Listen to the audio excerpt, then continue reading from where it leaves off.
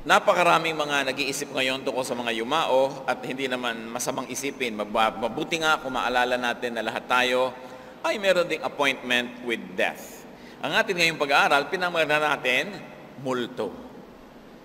Ama naming Diyos, salamat sapagkat kayo po ay mabuti, kayo'y Diyos dito, kayo'y Diyos sa kabilang buhay, kayo'y Diyos namin, anuman ang mangyari sa amin. Sa aming pagbubulay-bulay ng buhay at kamatayan, turuan niyo po kami ng mahalagang leksyon. Ngayon, Panginoon, sa aming paglapit sa inyo, patawarin niyo po kami sa aming mga kasalanan. Gawin niyo kaming karapat-dapat, hindi dahil kami matuwid, kundi dahil kami pinapatawad niyo, hinuhugasan, at pinagiging dapat, alang-alang sa inyong anak na si Jesus. Turuan niyo po kami, payapain niyo po ang aming puso, at kami, Panginoon, magkaroon ng mga ginintoang aral mula sa karanasan ng napakaraming taong nabuhay at sumakabilang buhay. Kayo po ang siyang maging tagapagsalita, kayo po ang siyang magbigay sa amin ng pagpapala, pagliliwanag, at nawa, Panginoon, ilalayo niyo kami sa mga masasamang tao at masasamang espiritu. Papagliwanagin niyo po ang aming pangunawa sa maraming hiwaga ng buhay. Be our speaker, Father. We ask you to bless your people, glorify only your name, in the name of Jesus, your Son, our Lord. Amen. Let's take a second look at so-called ghosts and returnees in the Bible. This was not an unusual idea, even among people in Bible times, that dead people were raised to life, that dead people returned from the grave, from death itself. In fact, the Lord Jesus himself was mistaken for a ghost. Napakarami po mga pagkakataon sa Biblia na napakaraming mga yumao pero bumalik, pinabalik, at sa kapangyarihan ng Diyos ay nabuhay na muli. Pati po ang mga disciples ay nabuhay sila na may konsepto sila ng multo. Ang Panginoong Jesus na pagkamalangang multo Matthew 14:26, when the disciples saw him walking on the lake, they were terrified. It's a ghost, they said, and cried out in fear. So buhay sa kanila yung diwa ng ganung mga ideya, kaya natakot sila nung makita nila ang Panginoong naglalakad sa tubig. Now, let's take a look at a 5-star multo, si Samuel. Ang propeta ni si Samuel who returned from the dead. Ano po ang background ng kwento? Si Saul ay hari, pero nawala na ang pabor sa kanya ng Diyos. At si Samuel naman na propeta nung kanyang panahon ay sumakabilang buhay na rin. At nagkaroon si Saul ng isang napakalaking problema. Meron siyang giyera at mukhang matatalo. Kailangan niya ng guidance, ayaw sagutin ng Diyos ang kanyang dalangin, at wala na si Samuel. So ang ginawa niya, naghanap sila ng babaeng nakakatawag daw at nakikipag-usap sa mga espiritu ng patay na. At gustong ipatawag nitong si Saul ang espiritu ni Samuel para hingan niya ng payo. 1 Samuel 28:11-14. Then the woman asked, "Whom shall I bring up for you?" "Bring up Samuel," he said. When the woman saw Samuel, she cried out at the top of her voice. Sabi, sino ba ang tatawagin natin? Sabi, si Samuel, tawagin mo ang kanyang kaluluwa. At nung makita nitong babaeng ito, nitong medium na ito, si Samuel na lumalabas mula sa lupa, siya ay napatili. Siya man, na sanay sa ganito, ay inatake ng takot. But Samuel was a most unhelpful ghost. Hindi naman siya tumulong. Sabi niya, kung ayaw ka nang sagutin ng Diyos, ba't akong tatanungin mo? Hindi naman ko naman kita sasagutin kung hindi ka sinasagot ng Diyos, so baliwala. Alam mo ang nangyayari, sabi sa prayo, dahil may problema ka, hindi ka sumunod sa Diyos nung araw, at sinabi na ng Diyos, ito magiging parusa mo, babawiin sa iyong kaharian, at sabi ganon, total gusto mong malaman ang mangyayari, bukas, sasama ka na sa akin, mamamatay ka na rin bukas, 10 ng iyong mga anak, lalo lang natakot tuloy itong si Saul, at nangyari nga yun. Namatay siya kinabukasan kasama ni Jonathan at ng iba pa niyang mga anak. Sabi sa kanya ni Samuel, "Why disturb me like this?" Ba't mo ako ginagambala? Nananahimik na ako, retired na ako. No? Tinatawag pa uli ako for active duty. So wala siyang napalang maganda, lalo lang siyang natakot, sa katunayan siya ay nahimatay. There was another case, the son of the widow, the woman who fed Elijah. Nagugutom si Elijah, pinakain siya ng widow. Pagkatapos yung widow na ito, may anak na namatay. Etong nangyari. 1 Kings 17:20-22. Then he cried out to the Lord, meaning Elijah the prophet, O Lord my God, have you brought tragedy also upon this woman whom I'm staying with by causing her son to die? Then he stretched himself out on the body 3 times and cried to the Lord, O Lord my God, let this boy's life return to him. The Lord heard Elijah's cry, and the boy's life returned to him, and he lived. So isa siyang returnee. Natitawag natin mga bumalik. Nung namatay na yung kaisa-isang anak ng babaeng ito na nagpakain sa propeta, idinalangin ng propeta sa Diyos. Sabing ganoon, kawawa naman ang babaeng ito. At dininig ng Diyos ang panalangin niya, bumalik yung espiritu doon sa bata, tumayo, nabuhay muli, a returnee. What about the son of the Shunammite woman who was very good to another prophet, Elisha? Tuwing pupunta sa Elisha sa kanilang baryo, pinapakain ng babaeng ito at naisipan pa niya, ipagpagawa nga natin ng kwarto, lagyan natin ng mga muebles para pag nandito siya, meron siyang ginhawa. Pero wala siyang anak. Napaka-tanda na niya, wala pa siyang anak. At sabi ni Elisha, magkakaroon ka ng anak sa isa. Next year, same time next year, meron ka ng kalong-kalong na anak. At sabi ng babae, huwag niyo akong paasahin. Ginawan ko kayo ng mabuti, hindi ako humihingi ng kapalit, huwag niyo akong paasahin. Pero natupad, nagkaanak ito, at subalit, nung mga ang bata ay about 9, 10 years old, biglang namatay. Anong nangyari? Ipinatawag ng babae, ang propeta, sinundo niya. Sabi, binigyan mo ko ng anak, pagkatapos mamamatay lang pala. 2 Kings 4, 32 to 37, when Elisha reached the house, there was the boy lying dead on his couch. He went in, shut the door on the 2 of them, and prayed to the Lord. Then he got on the bed and lay upon the boy. The boy sneezed 7 times and opened his eyes. He said, take your son. Isa na namang binatilyo ang nabalik sa buhay sa ministration ng propeta, another returnee. Nung tinatawag nating transfiguration ng Panginoong Jesus, nung dinala niya si Peter, James, and John sa bundok, at biglang naiba ang kanyang anyo, naging para siyang kidlat sa liwanag, kumikinang, nakakasilaw. Sinong biglang sumamang nagkaroon ng appearance? Moses and Elijah. 1,000 taon na namatay si Moses noon. Samantalang si Elijah naman ay hindi malaman kung namatay dahil siya ay kinuha ng Panginoon. Iniakyat siya sa langit na nakasakay sa nag-aapoy na karwahe.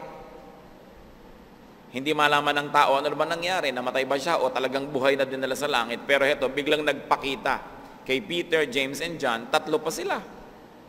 Takot na matindi ang inabot ng 3 at hindi malaman kung anong iisipin.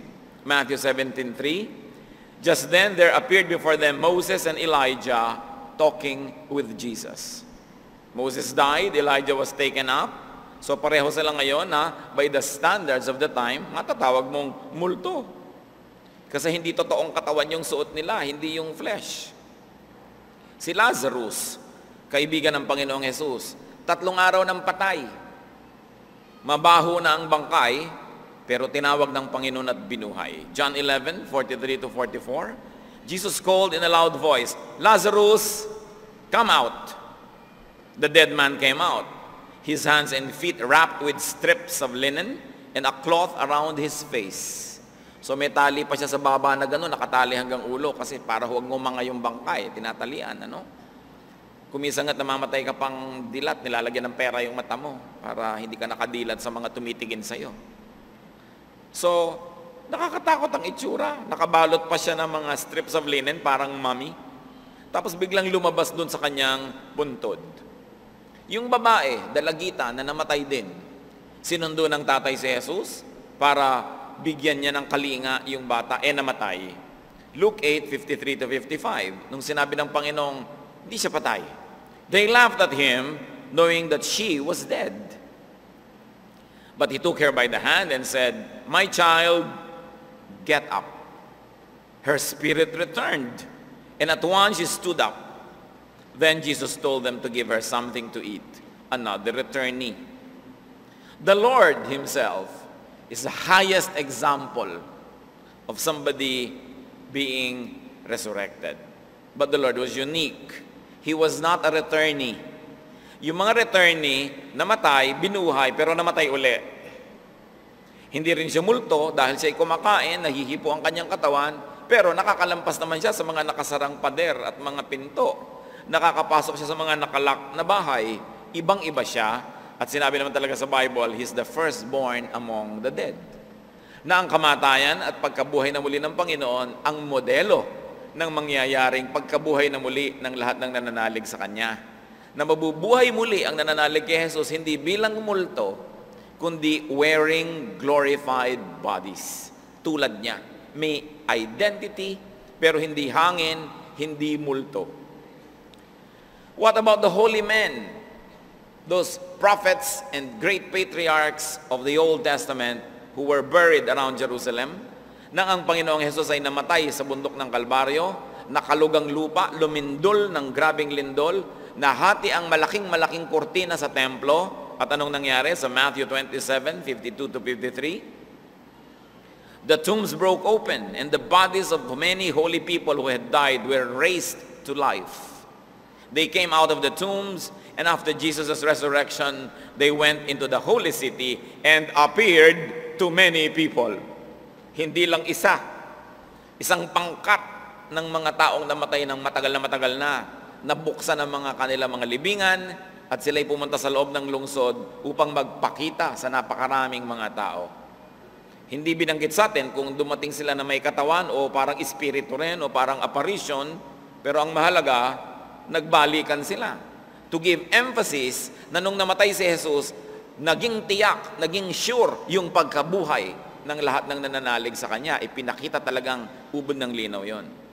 Si Eutychus, nagsermon si Paul magdamag, nakaupo itong Eutychus sa bintana, sa haba ng sermon inantok, nakakatulog, nahulog sa bintana, patay.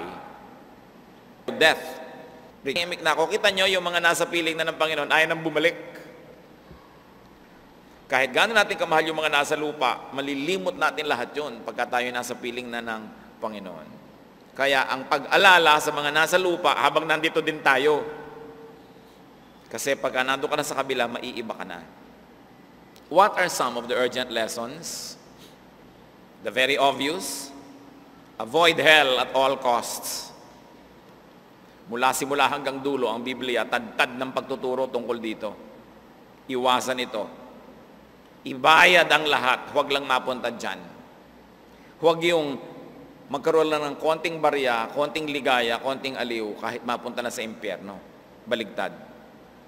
Hindi lang yun mga kapatid, prevent your loved ones from going there.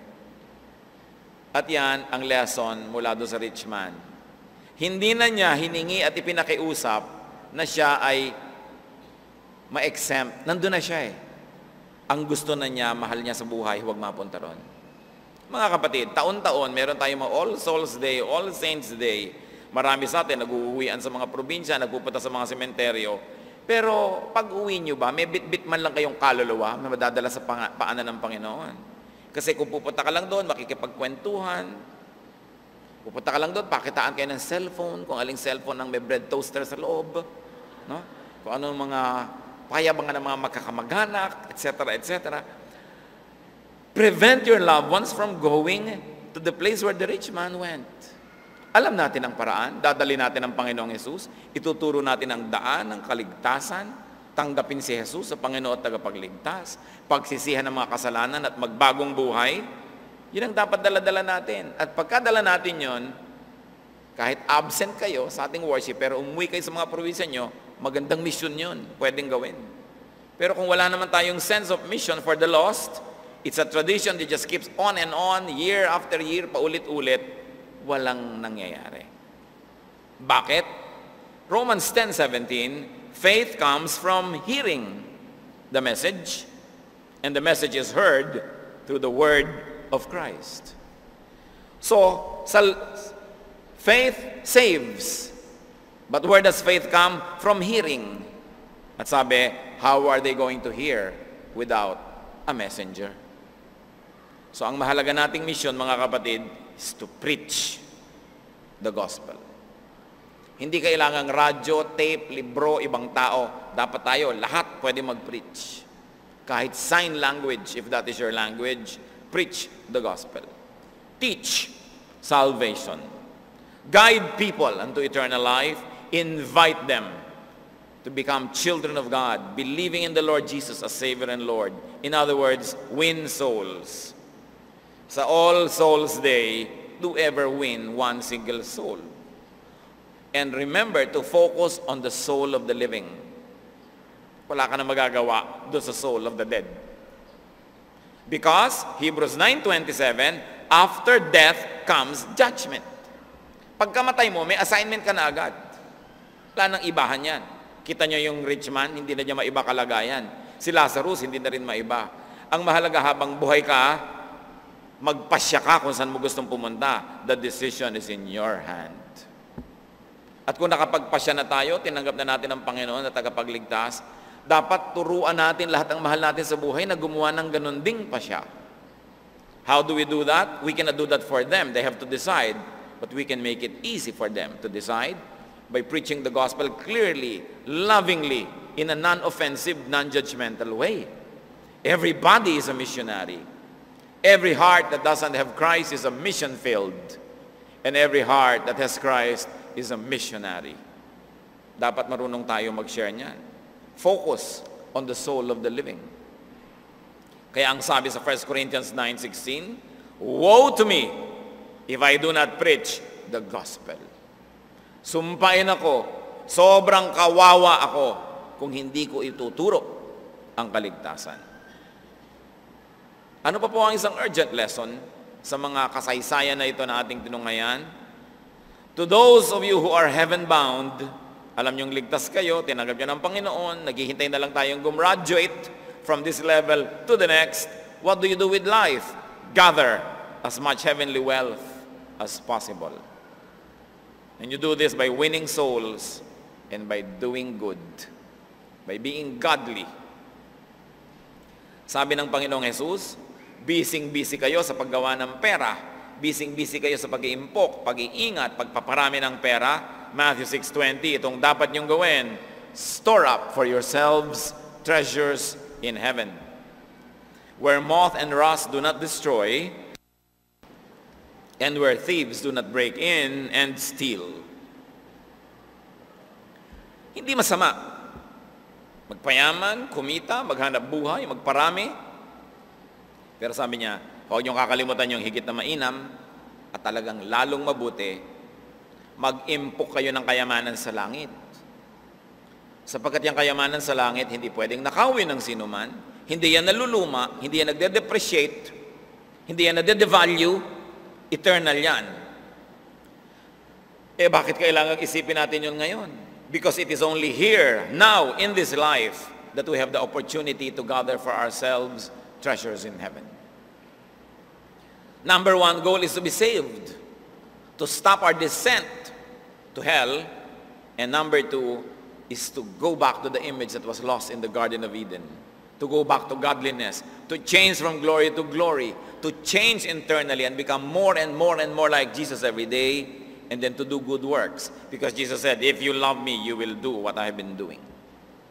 What is the true meaning of a Christian?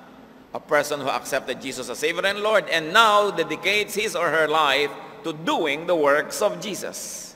Yun ang Kristiyano talaga. John 9:4, sabi ng Panginoong Jesus, as long as it is day, we must do the work of Him who sent me. Night is coming when no one can work. And when is that night? When your body dies. Sabi, habang araw, gawin pa natin, maliwanag pa, lahat ng gawin. Pagdating ng gabi, wala nang makakakilos.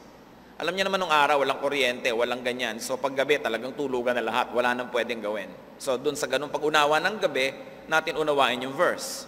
Darating ang panahon, sabi niya, hindi ka na pwedeng maglingkod. So kung nagkakapaglingkod ka ngayon, maglingkod ka na. Darating ang panahon, hindi mo na pwedeng dalhin yung kaluluwa ng nanay mo, kapatid mo, pinsan mo, mahal mo sa buhay sa Diyos kasi namatay na siya, paano mo padadalhin? O ikaw pala yung namatay, hindi mo na rin siya madadala. Hambang buhay ka at buhay siya, gawin mo na. Hindi pwede dumadaan na isang araw, isang linggo, isang buwan, wala kang nadadalang kaluluwa sa Panginoon. Kasi ang pagpupunta naman, masisave ka o hindi. Hindi naman sinabing, umaten ka ba sa day by day? Hindi naman yun ang tatanong eh. Hindi naman itatanong, lagi ka bang umaten? Hindi pa rin yun. Lagi ka bang nagdo-donate? Hindi pa rin yun. Bagamat lahat yan mahalaga para gawin ang gawain ng Panginoon. Pero ang itatanong, tinanggap mo na ba si Jesus bilang Panginoon at tagapagligtas? Sa isang malinaw na malinaw, malinis na paraan. Kasi yung mga iba, padaplis-daplis. O siyempre, si Jesus, tagapagligtas yan eh. So, sino po tagapagligtas Diyos? Siyempre, si Jesus, at saka si ganito, at saka marami pala, magulo. Hindi malinaw ang pagkakaintindi. Daplis-daplis. Dapat bullseye, clear. Pag sinabi mo, pag namatay po kayo, saan kayo pupunta? Pag sinabi naman ng kausap mo, ay sa langit. Bakit nyo nalaman? Kasi gumagawa naman ako ng mabuti. Aba, hindi yon. Kasi Kristiyano naman ako, member ako ng Christian Church. Aba, hindi yon. Hindi nadadaan sa membership. Pag sinabing, kasi maliligtas ako dahil ako'y makasalanan, dapat ako pumunta sa impyerno, pero si Jesus namatay para sa akin, yung kamatayan niya, pag pinaniwalaan ko na makapagliligtas sa akin, tinanggap ko si Jesus sa Panginoon tagapagligtas, yung kabanalan niya lumipat sa akin, yung kasalanan ko lumipat sa Kanya, kaya nga siya napako sa krus, at ngayon nabubuhay ako para maging kamukha ni Kristo sa aking pamumuhay, Kristiyano ako, alam ko, pupunta ako kay Kristo pag namatay ako. Dapat malinaw. Hindi yung, kasi malaki ang Bible ko, kasi conservative kami, kasi kung ano-ano, nabinyagan ako noon, kahit ka pa mag-swimming araw-araw at kalunod-lunod sa binyagan. Pagka hindi mo naiintindihan at tinanggap mo pala si Jesus, wala yun. Tayo mga kapatid, meron tayo ditong salvation classes. 6 na klase yun para ka gumraduate sa basic salvation. Ewan ko kung gaano karami na sa inyo umattend. Sana hindi umaattend dahil alam nyo na. At kung alam nyo na, magturo kayo. Alam nyo pala eh. Diba? Dapat kayo maging faculty. Kasi salvation is all important. It is everything. Everything else, icing lang yan. Pero pag namatay ka, yun ang mahalaga eh. Saan ka pupunta? Importante yan. Huwag niyong papabayaan ang mga mahal nyo sa buhay. Habang sila ay nandyan at habang kayo nandyan, huwag tayong tumigil. At pag daw humarap na tayo sa Panginoong Diyos, sa Matthew 25, 34 to 36 and 40, then the king will say to those on his right, "Come, you who are blessed by my Father. Take your inheritance, the kingdom prepared for you since the creation of the world. For I was hungry, and you gave me something to eat. I was thirsty, and you gave me something to drink. I was a stranger, and you invited me in. I needed clothes, and you clothed me. I was sick, and you looked after me. I was in prison, and you came to visit me." The king will reply, then magtatanong sa kanya mga tao, "Kailan naman po nangyari sa inyo yan? Hindi naman namin natatandaan naman na binisita namin kayo, pinakain namin kayo, dinamitan namin kayo." Then the king will reply, "I tell you the truth, whatever you did for one of the least of these brothers of mine, you did it for me." Nakalista ang malilinaw na gawain na may gantimpala sa Diyos. Pagtulong sa mga mahihirap, sa mga kapuspalad, dumamay sa mga nakukulong, kasi lalo nung araw mga kapatid, marami pong nakukulong innocent. Hindi lang maka-afford ng mahusay na abogado. Siguro yung grade ng abogado nila 75. No? Kaya kahit sila innocent, naging guilty. O kaya yung mga huwes na suhulan, kaya sa Panginoon, napakahalaga yung pumupunta ka sa prisoners. Up to now, maraming mga inosente, natalo lang yung kaso. Wala pang hatol na bubulok na sa kulungan kasi walang pampiyansa. All along, laging ipinapakita ng Panginoon, tulungan niyo yung mga kapuspalad, yung hindi kayang tumulong sa sarili nila, yung mga kawawa. Yan ang pure religion. Pag ginawa niyo yan, sabi niya, welcome, hayan ang kahariang hinanda sa inyo bago pa man kayo sinilang. Enjoyin niyo habang panahon sapagkat naging mabuti kayo sa akin. At sasabihin ng mga tao, kailan naman kami naging mabuti sa inyo, O Diyos? Kailan kayo nangailangan ng tulong? Sabi niya, lahat ng tinulungan niyo, inaari kong ako yun. Napakahalaga. Anong ginagawa natin sa buhay natin? May mga tradisyon tayo na observation, inaalala yung mga patay, pero naalala ba natin talaga yung kahulugan ng alalahanin yun? Hindi sapat magdala ka ng bulaklak o magtiri ka ng kandila. Ang mahalaga, ikaw mismo nakakataya ka na pag nahiga ka doon, katawan mo lang yun nandun, yung espiritu mo nasa Panginoon. At lahat ng mga kamag-anak mong nagtitipon-tipon doon, lahat din sila, kung sa kanilang mangyari yan, sila man pupunta sa piling ng Diyos. Yan ang mission natin. Kailangan, hindi ka lang masave, kailangan meron ka rin premyo. Tinuturo yan sa Biblia.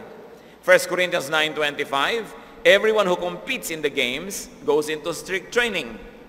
They do it to get a crown that will not last, but we do it to get a crown that will last forever.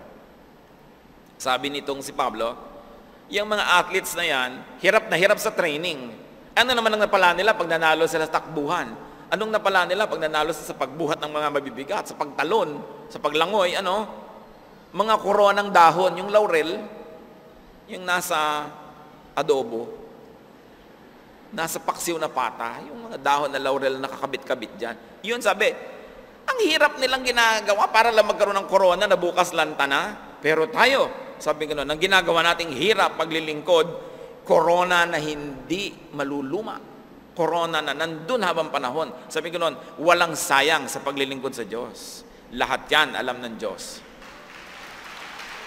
Walang sayang sa ating mga pagtitimpi at pagtitiis na huwag gawin ang mali. Walang sayang sa pagsasakripisyo na gawin yung tama. Walang sayang sa paggawa ng mabuti sa kapwa. Kung tayo nagpapakapagod para magkaroon ng mga award, lalo ngayon yung mga award, 3 araw pa lang may kalawang na. Kahit anong trophy pa yan, di ba? Kahit anong mga magagandang mga medalya, hindi mo naman maisangla. Sabi ko, nagpapakahirap ka para maging ganyan. Anong dapat mong gawin para magkaroon ka nung hindi nasisira na corona, na award, na medalya ng Diyos? So bakit pa tayo nabubuhay matapos tayong maligtas?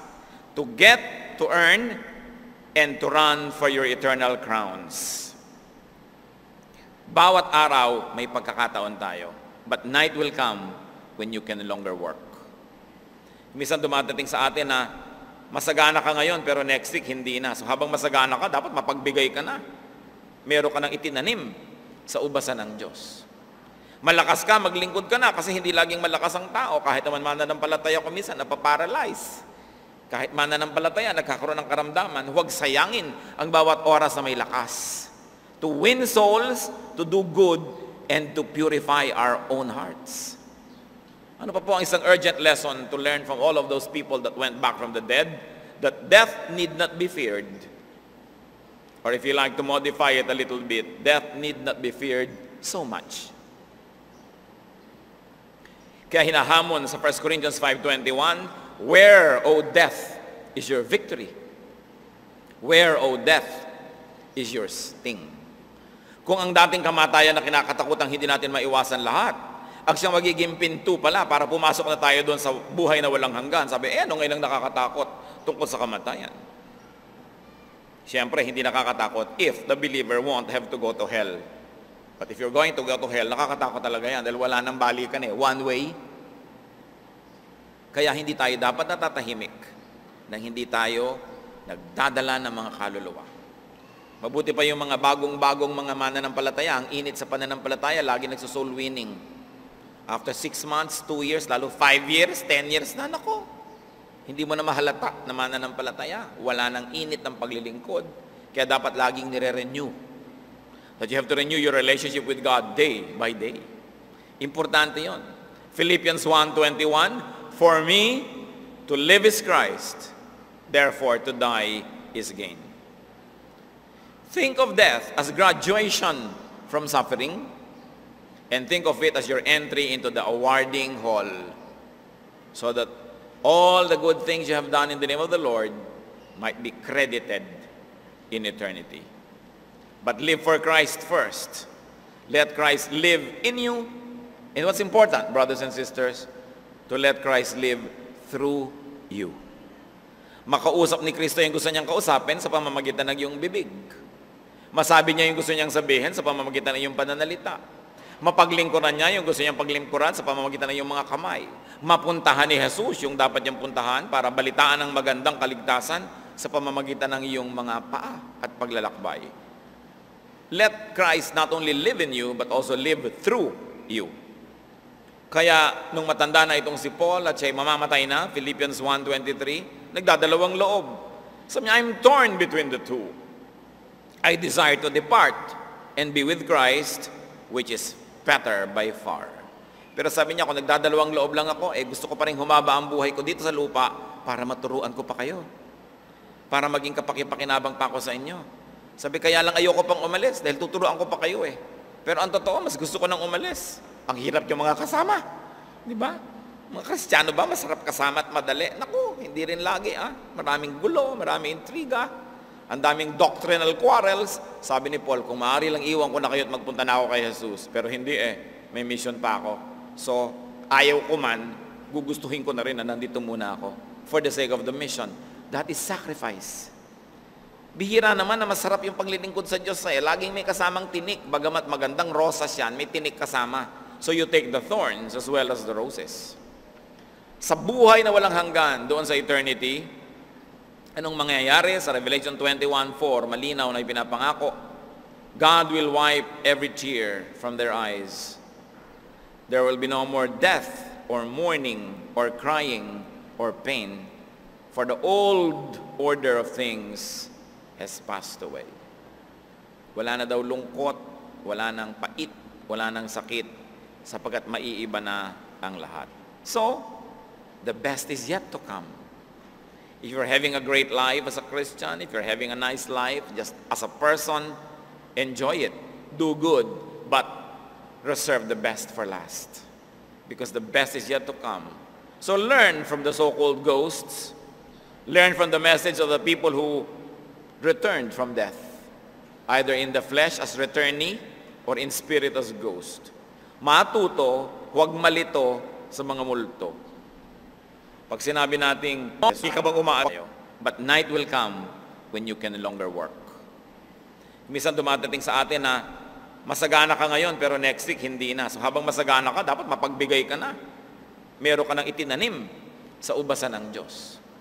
Malakas ka, maglingkod ka na kasi hindi laging malakas ang tao. Kahit naman mananampalataya ko minsan, napaparalyze. Kahit mananampalataya, nagkakaroon ng karamdaman, huwag sayangin ang bawat oras na may lakas. To win souls, to do good, and to purify our own hearts. Ano pa po ang isang urgent lesson to learn from all of those people that went back from the dead? That death need not be feared. Or if you like to modify it a little bit, death need not be feared so much. Kaya hinahamon sa 1 Corinthians 5:21, where, O death, is your victory? Where, O death, is your sting? Kung ang dating kamatayan na kinakatakutang hindi natin maiwasan lahat, ang siyang magiging pinto pala para pumasok na tayo doon sa buhay na walang hanggan. Sabi, ano ngayon lang nakakatakot tungkol sa kamatayan? Siyempre, hindi nakakatakot if the believer won't have to go to hell. But if you're going to go to hell, nakakatakot talaga yan dahil wala nang balikan one way. Kaya hindi tayo dapat natatahimik nang hindi tayo nagdadala ng mga kaluluwa. Mabuti pa yung mga bagong-bagong mga mananampalataya, ang init sa pananampalataya, lagi nagsosoul winning. After 6 months, 2 years, lalo 5 years, 10 years na, nako. Hindi mo na mahalata na mananampalataya. Wala nang init ng paglilingkod. Kaya dapat laging nire-renew. That you have to renew your relationship with God day by day. Importante yon. Philippians 1:21, for me, to live is Christ. Therefore, to die is gain. Think of death as graduation from suffering, and think of it as your entry into the awarding hall, so that all the good things you have done in the name of the Lord might be credited in eternity. But live for Christ first. Let Christ live in you. And what's important, brothers and sisters, to let Christ live through you. Makausap ni Kristo yung gusto niyang kausapin sa pamamagitan ng iyong bibig. Masabi niya yung gusto niyang sabihin sa pamamagitan ng iyong pananalita. Mapaglingkuran niya yung gusto niyang paglingkuran sa pamamagitan ng iyong mga kamay. Mapuntahan ni Jesus yung dapat niyang puntahan para balitaan ang magandang kaligtasan sa pamamagitan ng iyong mga paa at paglalakbay. Let Christ not only live in you, but also live through you. Kaya, nung matanda na itong si Paul at siya'y mamamatay na, Philippians 1:23, nagdadalawang loob. Sabi niya, I'm torn between the two. I desire to depart and be with Christ, which is better by far. Pero sabi niya, kung nagdadalawang loob lang ako, gusto ko pa rin humaba ang buhay ko dito sa lupa para maturuan ko pa kayo. Para maging kapakipakinabang pa ako sa inyo. Sabi, kaya lang ayoko pang umalis dahil tuturuan ko pa kayo Pero ang totoo, mas gusto ko nang umalis. Ang hirap yung mga kasama. Di ba?